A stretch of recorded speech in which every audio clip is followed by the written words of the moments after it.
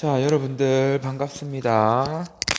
자, 오늘도 즐겁게 동아시아사 수업 시작해 보도록 합시다.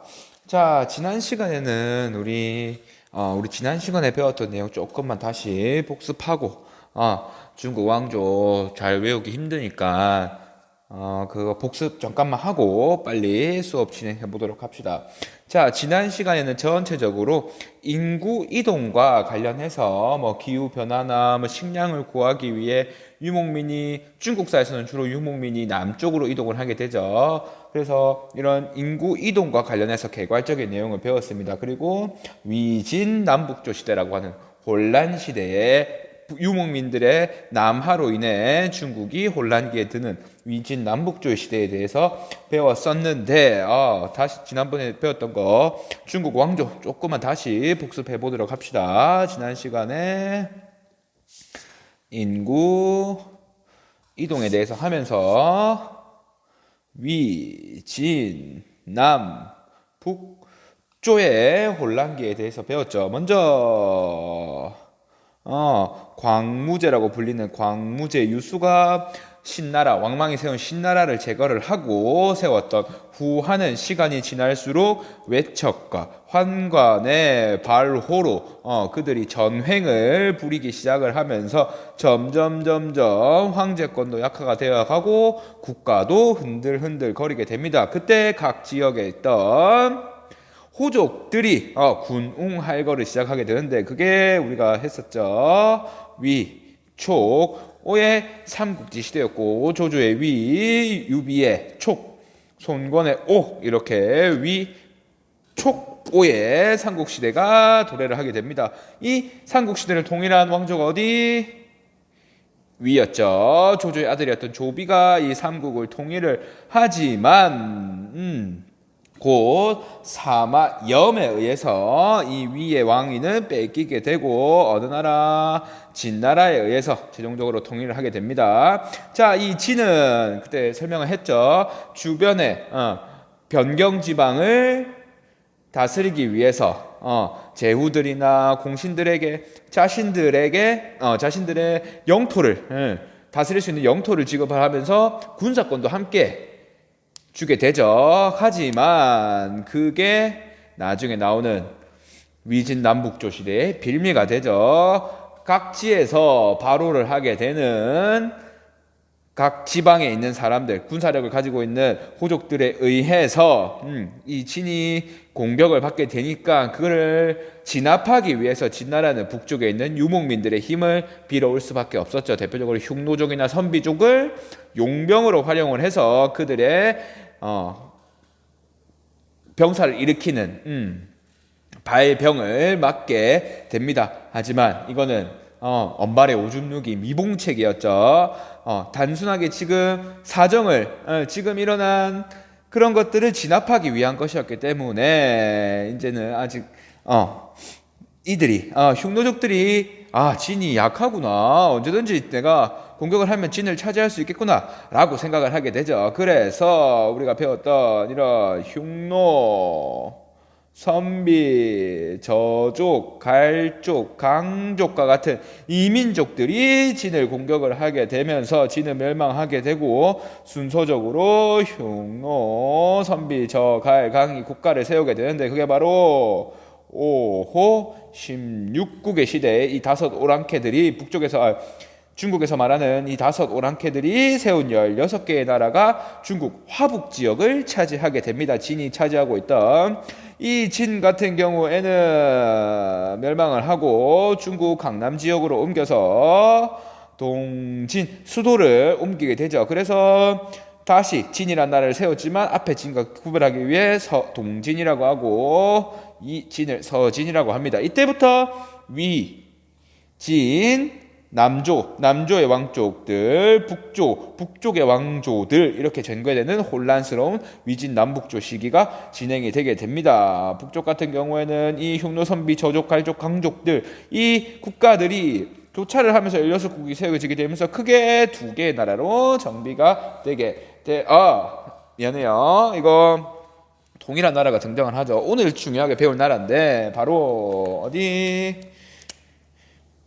북 위저 북이에 의해서 선비족이었던 북이에 의해서 56국 시대가 정리가 되고 이 북이도 이후 시간이 지나서 동이 서위 위가 이 동쪽의 위와 서쪽의 위로 바뀌게 되는 거죠. 이렇게 분할이 되는 거예요, 나라가. 자, 이 동이 서위와 구분이 되고 이 동이 서위도 북주로 각자 나라 이름을 바꾸고 제나라와 주나라로. 자, 그런 다음에 이 주나라가 이 북제를 통일을 하고 주나라 출신인 외척이었던 양견이 수를 건국을 하고 나머지를 통일을 하게 되면서 통일 왕조가 등장을 하게 됩니다.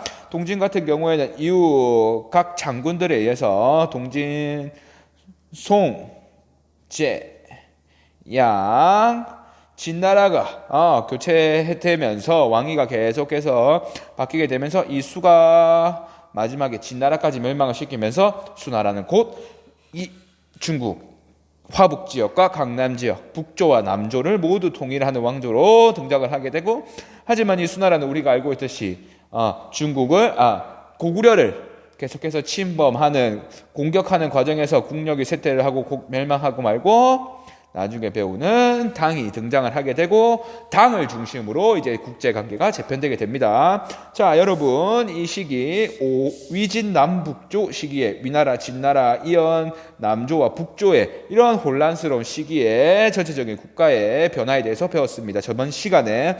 자, 이번 시간에는 중요하게 뭘 배울 거냐면 우리 아직 인구이동 편이에요. 그래서 우리 남조와 북조에서 인구이동이 어떻게 일어나는지 배웠죠. 이 유목민들과 한족이 어떤 상황이었는지 배웠고, 이제는 중요하게 배울 이 북이에 대해서 배울 거고, 그리고 이 위진 남북조 시기에 그리고 한반도, 만주, 일본은 어떤 인구이동이 있었는지 그거 배워보도록 할게요. 자, 먼저 이거 지울게요.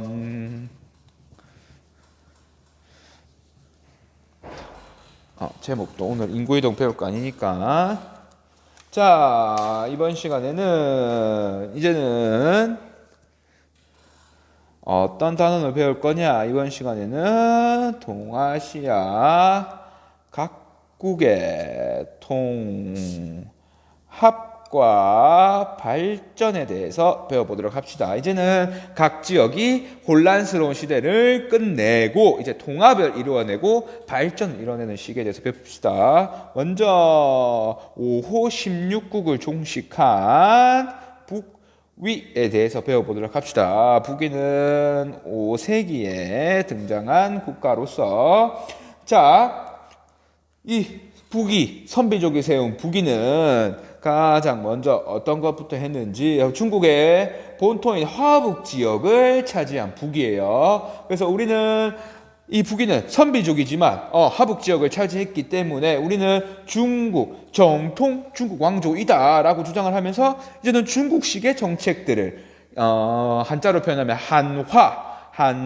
한족화가 되는 한화 정책을 피게 됩니다. 자, 그런 것들을 똑같은 말로 호한융합 정책이라고도 하죠. 오랑캐와 한족을 융합시키는 정책. 우리는 왜?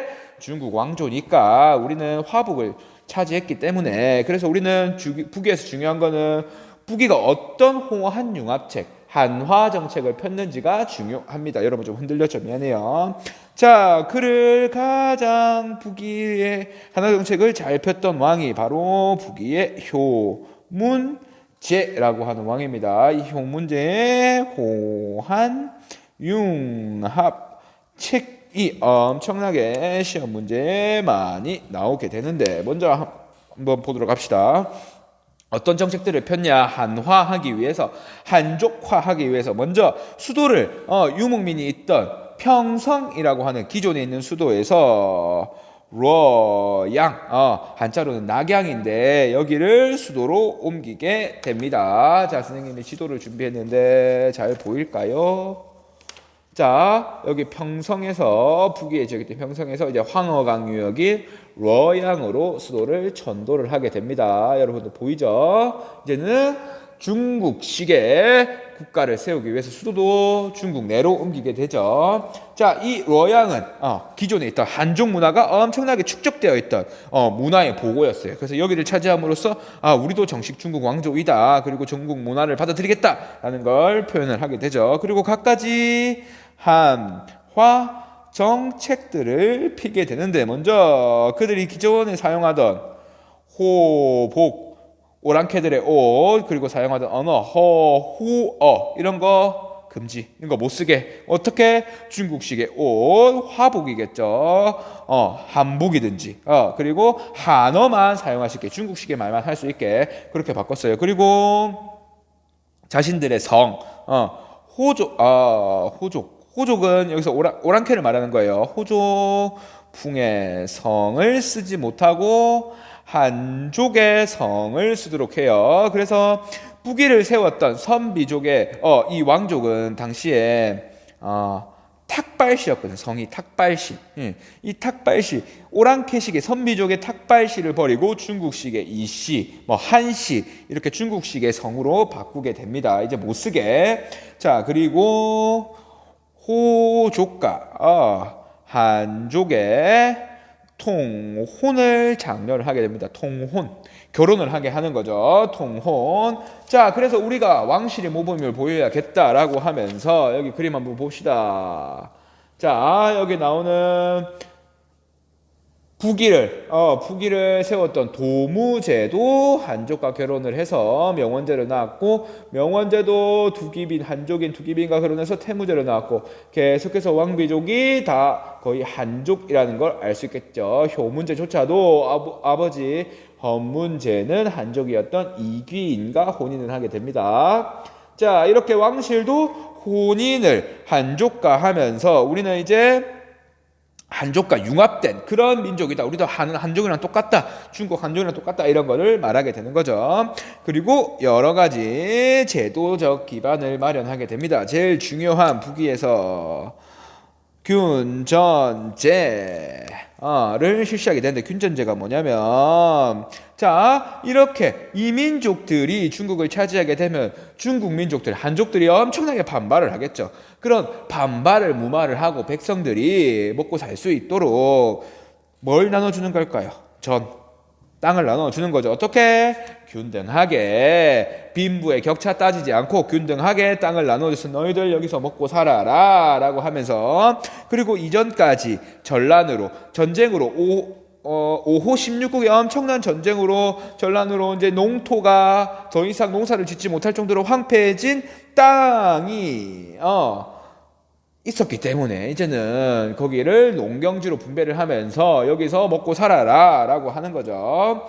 자, 이때 농경지를 줄 때 아무나 줄 수는 없었겠죠. 그래서 이것과 연계하기 위해서 호적을 만드는데, 그게 바로 삼장제와 연계를 해서 균전제 이렇게 해놓고 삼장제와 연계라고 적어두면 됩니다. 삼장제라고 하는 우리 선생님이 한 집에 가장이 있죠. 이 여러 집들을 모아서 1인으로 바꿔요. 린인데 이웃 린자 써서, 그래서 여기에 대장을, 여기를 총괄하는 사람을 인장이라고 해요. 인장. 자, 이런 여러 린들이 또 모이고 하면은 이게 리가 돼요. 1리 두음법칙 써서 1,2가 되죠. 여기를 총괄하는 사람이 이장. 여러 리가 또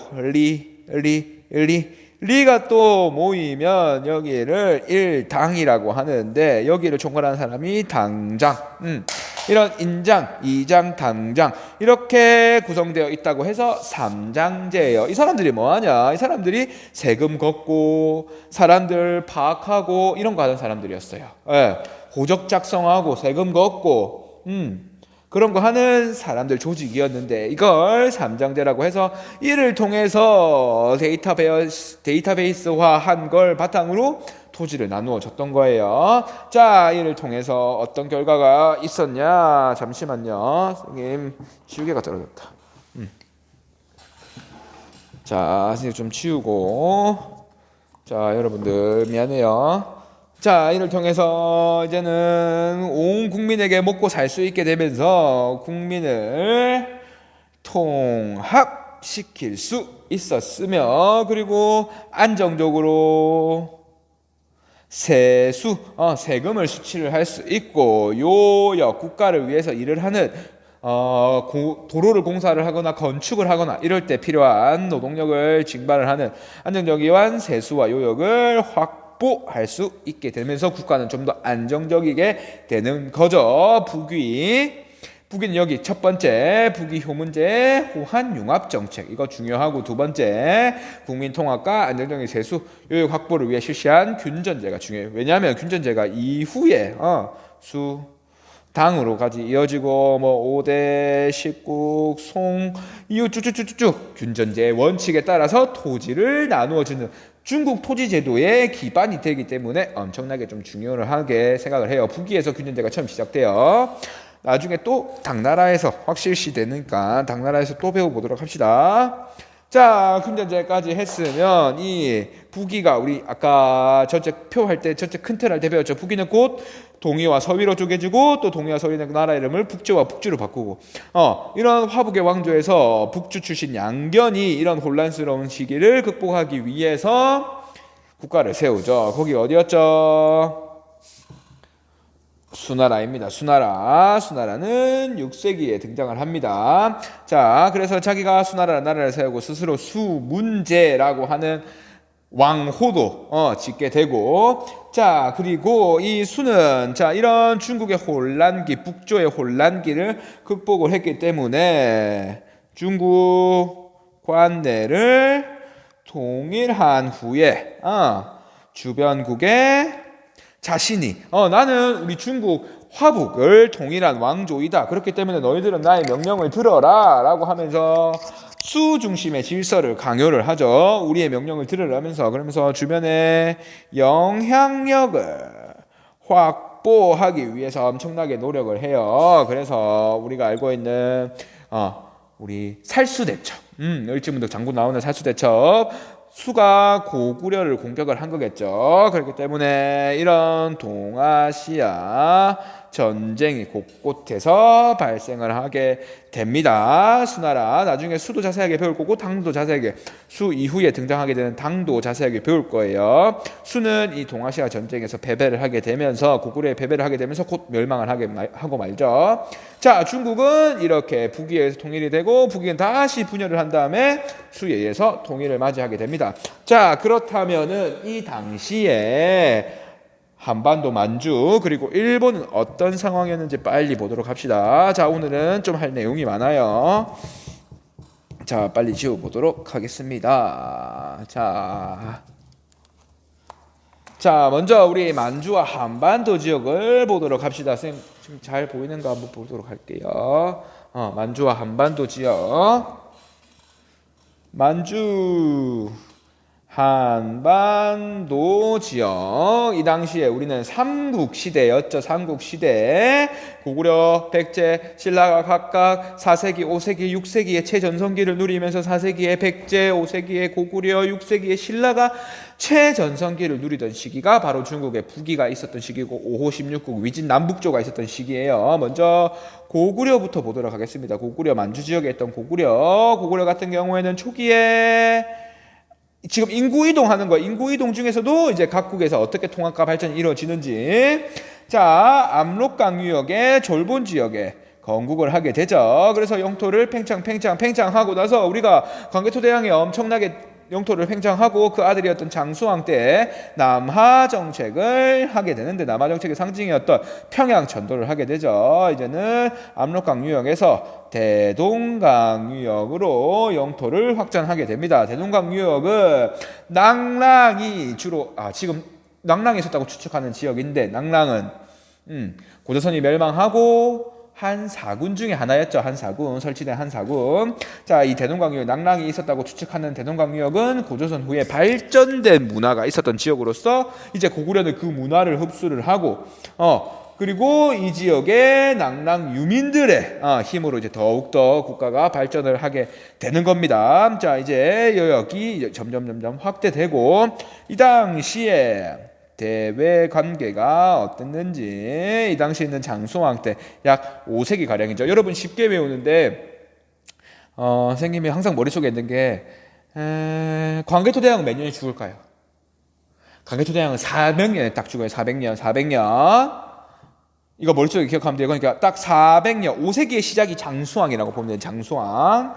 자, 5세기 전성기에 고구려는 당시 대외관계를 위해서 중국의 수나라와 당나라와 견제를 하기 위해서 북쪽의 강력한 유목 민족이었던 돌궐 그리고 아래 형제 나라였던 백제와 연계를 해서 수당과 대결을 했던 대외 관계를 있었던 상황이었어요. 5세기에 먼저 위진남북조 시대에 그를 통일한 수당대의 어떤 인구 이동이 있었고 대외 관계가 있었는지 먼저 고구려부터 봤어요. 그리고 두 번째 제일 처음 전성기를 맞는 백제 근초고왕 때 자 처음에 한강 유역에 건국을 했죠. 그리고 영토를 확대해서 근초고왕 때 마한 지역, 근데 전라도 남부 지역, 목포, 순천, 나주, 이런 것들까지 다 차지를 하게 되고 탐라 지역까지, 제주도 지역까지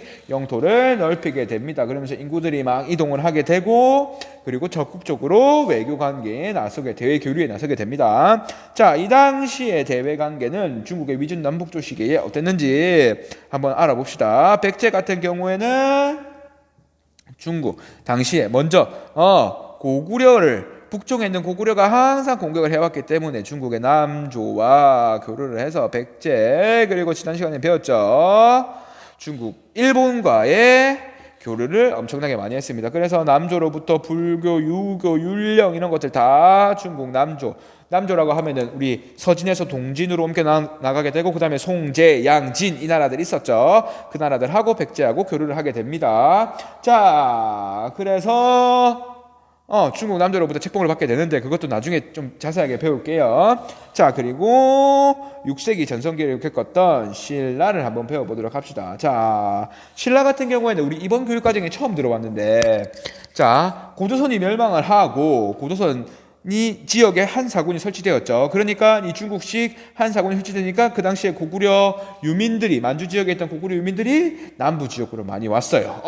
그래서 이 남부 지역으로 온 고구려 유민들이 이 신라 건국의 토대가 되는 거예요. 그래서 건국의 토대가 될 때 우리 경주에서 신라가 건국이 되죠. 그런 다음에 영토를 점차 경주에서 영토를 팽창을 해서 진흥왕, 법흥왕 때는 가야까지 통합을 하게 되면서 경상남북도 그리고 강원도 일부 지역 영토 확장 때는 한강 유역을 이르는 그런 영토까지 확대를 하게 됩니다. 자, 고구려 같은 경우에는 5세기 전성기, 백제는 4세기 전성기, 신라는 6세기 전성기죠.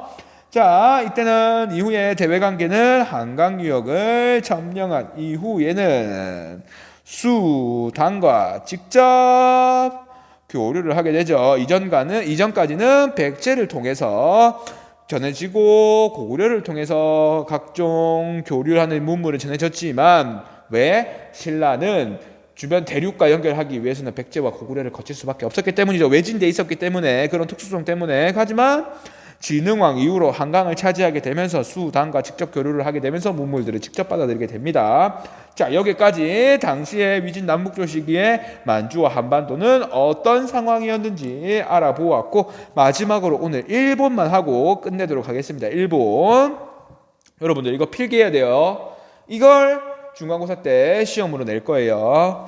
자, 그리고 여러분들 영상 선생님이 이렇게 열심히 만들고 있는데 좀 허접스럽지만 영상 만들고 있는데 영상 이거 쌤 유튜브를 처음 해봤는데 평균 영상별 평균 시청 영상이 시청 시간이 있더라고요. 근데 평균 시청 시간이 3분인가 밖에 안 돼요. 와, 30분짜리 영상을 만들었는데 평균 3분 보면은 거의 안 봤다는 거겠죠. 선생님 너무 마음이 아팠어요.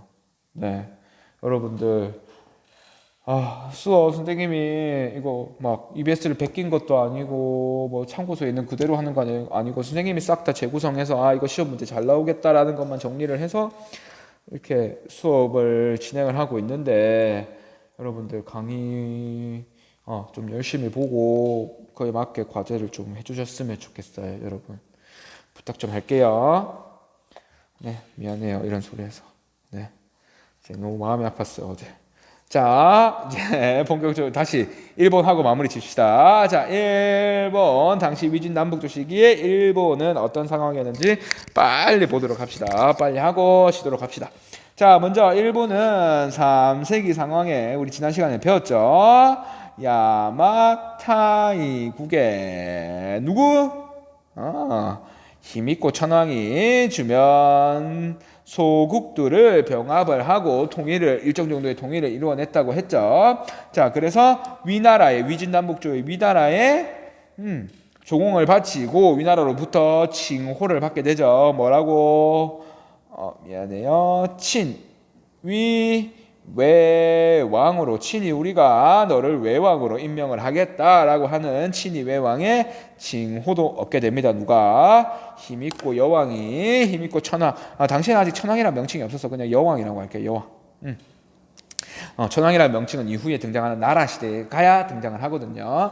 자, 이런 야마타이 국이 완벽한 통일국가를 만드는 건 아니었고요. 자, 그리고 새롭게 4세기에 야마토 지방에 있던 세력들이 규합을 해서 다시 한 번 더 통일적인 정권을 만들어냅니다. 그게 바로 야마토 정권이라고 합니다. 자, 중국의 위진 남북조기에 자, 한반도, 그리고 그 당시는 한반도의 삼국 강쟁기였죠. 이때 이주한 주민들이 중국으로부터 한반도로부터 다 혼란스러웠기 때문에 그때 일본에 이주한 사람들이 엄청나게 많았어요. 그래서 그들이 갖고 온 선진 문화가 이 4세기 야마토 정권 성립에 엄청나게 발전에 기여를 많이 했다고 해요. 이 야마토 정권에. 자, 이 야마토 정권은 야마토 지역에 있는 호족들이 연합해서 각지를 다스리고 있던 군사권과 경제권을 독자적으로 가지고 있던 이 호족들이 연합해서 만든 정권이었기 때문에 야마토 정권이 들어서고 나서 이 호족들을 통제하는 게 가장 급선무였어요. 그래서 실시했던 제도가 시성제도예요. 시성제도. 호족들에게 시와 성을 부과를 해서 그들도 너희들도 우리 왕족과 같은 시와 성을 가지고 있다. 그리고 너희들 우리와 한 가족이다 라고 하는 호족들을 통합하려고 했죠. 왜? 야마토 정권이 야마토 지역에 있는 호족들의 연합정권이었기 때문에. 자, 이 정도만 알면 되고, 자, 이 야마토 정권을 물어볼 때 가장 많이 물어보는 사료가 이 전방후원 분이라고 하는 고분인데, 우리나라에 있는 고분같이 왕의 무덤인데 전방, 이건 형태를 이르는 명칭이거든요. 전방, 앞에는 앞전자를 썼죠. 방, 네모지고 뒤에는 동그랗다라고 해서 어떻게 생겼냐면 열쇠구멍같이 앞에는 네모지고 뒤에는 동그란 이런 형태의 고분이 만들어졌던 시기가 야마토 정권 시기다. 알겠죠? 자, 그리고 이런 거는 중앙 집권, 야마토 정권 때부터 중앙 집권을 많이 하게 되는데, 이 야마토 정권 4세기에 우리 칠지도 들어봤죠? 한국사 시간에 1학년 때 한수원 칠지도가 뭐예요? 백제하고 외와의 관계를 알 수 있는 게 칠지도인데 이 외가 바로 당시가 야마토 정권이었어요. 알겠죠? 알겠죠? 자, 여기까지 하게 되면 되고, 자, 그리고 야마토 정권기에 좀 중요한 7세기에 중국, 일본으로부터, 미안해요. 백제로부터 전해져 들어온 그런 도레인들에 의해서 융성한 문화가 있는데, 도레인이라고 하는데, 그게 바로 아스카 문화예요. 아스카 문화. 이거는 선생님이 좀 필기를 하면 아스카 문화는 누구에 의해서 바다 건너 일본 입장에서는 바다 건너 온 사람. 이거 외인이라고 해요. 바다 건너 외로 간 사람들. 이런 사람들이 제철 기술과 불교 이런 거 많이 가져가지고 백제 장인들, 그리고 건축가들 이런 사람들이 가져가가지고 꽃피웠던 문화가 일본 야마토 정권기의 아스카 문화예요. 아스카 문화 대표적으로 이 당시에 만들어졌던 스에끼, 토기, 호류사 이거 절 이름이고 이거는 토기의 명칭이고 이런 것들이 융성했던 시기죠. 자, 이런 것들 사료 보면은 이거 아스카 문화다. 이때 야마토 정권기다. 이런 거 알 수 있는 사료가 되겠죠. 시험 문제에 많이 나오는. 자, 이런 상황에서 645년 나중에 또 배우게 될 텐데 중국으로부터 특히 당으로부터 선진문물을 많이 받아들이게 되는데 유교 율령 이런 거 받아들여 가지고 다이카 개신이란 걸 하게 돼요. 다이카 개신. 자, 당시에 당나라에 갔던 사람들이 당의 율령, 불교 이런 거 보고 율령, 유교 이런 거 보고 우리도 이렇게 해야겠다. 율령을 받아들여서 우리도 군주 중심의 중앙 집권 국가를 만들어내겠다라고 하면서 갖가지 개혁책을 피는데 이때가 다이카 개신 야마토 정권기인 거죠. 알겠죠? 야마토 정권기에 시성제도 실시하고 전방후원본을 만들고 아스카 문화가 융성했고 유교 국가로 변모하기 위해서 다이카 개신이 일어났다. 여기까지. 자, 여기까지만 하면은 일본의 당시 위진 남북조 시가의 인구 이동과 관련해서 4세기, 5세기, 6세기, 7세기까지 빠른 시간 내에 배워보았습니다. 다음 시간에는 우리 나중에 아까 잠깐 말한 잠시만요. 위진 남북조를 통일한 수가 곧 멸망하고 당나라가 만들어지는데 이 당에 의해서 당이 이후에 국제 질서의 중심이 되는데 이 당에 의해서 성립된 국제 질서, 동아시아 세계 이것들이 어떤 모양으로 어떤 모습으로 이루어지는지 그거에 대해서 배워보도록 합시다. 알겠죠? 자, 오늘 진짜 수고 많았어요. 오늘 수업 여기까지 하도록 하겠습니다. 수고하셨습니다, 여러분.